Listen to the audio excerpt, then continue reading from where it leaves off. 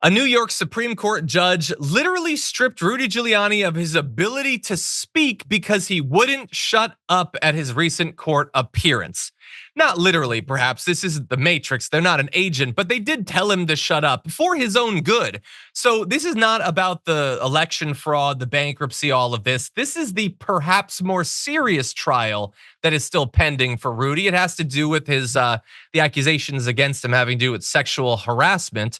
And so the judge, Nicholas Moyne, said at one point to him, Mr. Giuliani, you're going to cause yourself real harm by doing this, okay? So I'm going to protect you from yourself at this time. These are not legal arguments that you're making right now. These are personal attacks, and this is not the time for that, okay? I'm not going to allow it. I'm sorry. I tried to treat you with respect and with deference, but you have to follow my rules. And credit to them for doing the best anyone can in regard to Rudy Giuliani, trying to treat them with respect. It's not the natural inclination a person would have, but you can try briefly. Anyway, that was in response to Giuliani accusing Noelle Dunphy, who was accusing him of sexual harassment, of, quote, being a professional plaintiff in court to extort men, which I'm sure you've heard about what she says he did. The idea that she's just trying to make a quick buck after all he put her through is grotesque. But anyway, he said the lawsuit should be dismissed based on injustice. Eventually, he was silenced. And after that, he continued shouting at the camera for a while, then sat back down. This is conducted over Zoom, obviously. So anyway, she is suing him for $10 million for constantly sexually harassing her in the most graphic terms that I think I've literally ever seen. Her suit alleges that the 80-year-old forced her to engage in violent sex, as well as required her to work in revealing clothing he had purchased and attend video calls in the nude. Now, we don't have time on today's show to go back through all of the specific claims. I believe we're going to do that tomorrow, though. It is grotesque. It is prolific. It is violent and bizarre. And we are going to remind everyone of it very soon. A storm is tearing up the digital media industry. Only our audience can save us in these difficult times. Help us reach our goal of 100,000 new members at tyt.com/team. He is also, by the way, didn't pay her $2 million in wages. So there's a financial element to it as well. But anyway, the yelling at Noelle Dunphy and being silenced by the judge, that was not the only chaos at this thing. At one point, Lev Parnas, you remember him? Ukrainian businessman and former Giuliani associate turned critic, tried to be admitted to the virtual meeting, a move that the ex-mayor vocally objected to.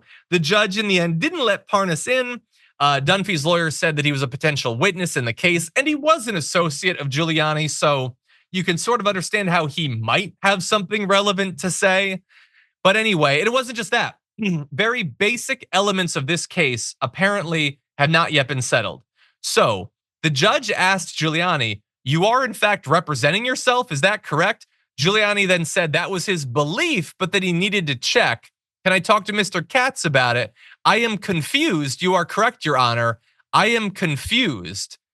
He's confused about whether he's representing himself. Shouldn't you know, buddy? Like, did you bring a lawyer with you? Do you need someone to call your family? How do you not know if you're representing yourself? First of all, from everything TV has ever taught me, don't. But if you're going to, you're supposed to stand up and be like, I'll be representing myself. It's like a bold, courageous move that you make right before you lose. But he doesn't even know. So anyway, the judge tells him, you were a lawyer. I love the use of the past tense there. Mwah, no notes. Anyway, now you're representing yourself. You know the pitfalls of that. I would encourage you to find counsel.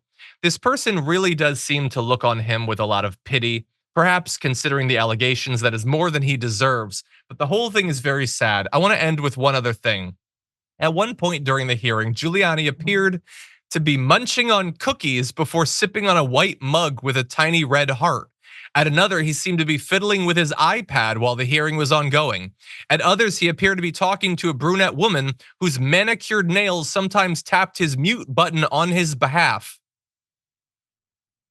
This guy needs to just go somewhere with like maybe a member of your family that hasn't disowned you. Stop appearing in public. Stop doing shows. Stop selling things. Just go. It's the twilight of your life. Why are you putting yourself through this? / when we remind you of what he is accused of doing, people are going to demand far more than that. But anyway, that'll be on tomorrow's show.